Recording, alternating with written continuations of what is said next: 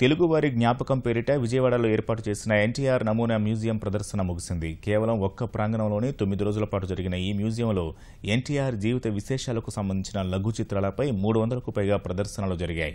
ఆంధ్రప్రదేశ్లోని వివిధ ప్రాంతాల నుంచి వచ్చిన దాదాపు 30,000 మంది దీనిని సందర్శించడం విశేషం.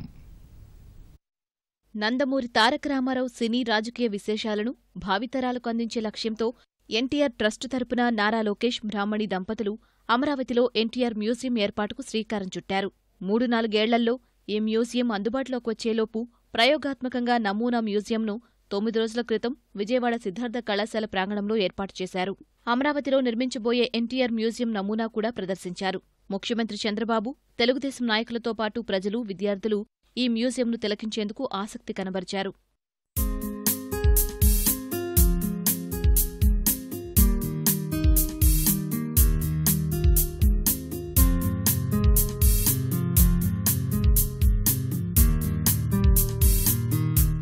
అమరావతిలో దాదాపు 14 ఎకరాల స్థలంలో ప్రపంచస్థాయి మ్యూజియం రూపొందించేలా ట్రస్టు సభ్యులు కసరత్తు ముమ్మరం చేశారు.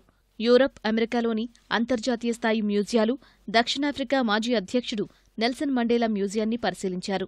ఎన్టీఆర్ బాల్యం, విద్యాభ్యాసం, సినీ, రాజకీయ రంగాలు, ఇతర అంశాలపై వేర్వేరు గ్యాలరీలుంటాయి. ఫోటోలు, తైలవర్ణ చిత్రాలు, రాతి శిల్పాలు, 3D బొమ్మలు ఏర్పాటు చేస్తారు. వివిధ భాషల్లో ఆడియో, వీడియో ప్రదర్శనలు ఉంటాయి. ఇలానే కడుతున్నాము అనేటువంటిది ఏమీ లేదండి. ఇది ఒక టెంపరీ ఒక రూపాన్ని ఇచ్చాము. అంటే మా మనసులో ఉన్నటువంటి ఆలోచనలకు ఒక రూపాన్నిగా దీన్ని తీసుకొచ్చాము. ఫర్దర్గా ల్యాండ్ ఇదంతా కూడా తీసుకున్న తర్వాత రాబోయే 1 ఇయర్లో అనేక రకాల అంతర్జాతీయంగా ఖ్యాతి ఉన్నటువంటి ప్రముఖమైనటువంటి ఆర్కిటెక్ట్స్ని పిలిచి ఒక కాంపిటీషన్ లాగా పెట్టి ది బెస్ట్ డిజైన్ తీసుకోవాలనేది మా అభిప్రాయం. ఇది ప్రస్తుతం ఉన్నటువంటి డిజైన్లో మీకు ఒక 8 ఆర్ట్ గ్యాలరీలు ఉన్నాయి. అలానే ఒక ఇండోర్ ఆడిటోరియం ఉంది, ఒక ఓపెన్ యాంఫీ థియేటర్ ఉంటుంది, అలానే ఒక సెమినార్ హాల్ ఉంటుంది.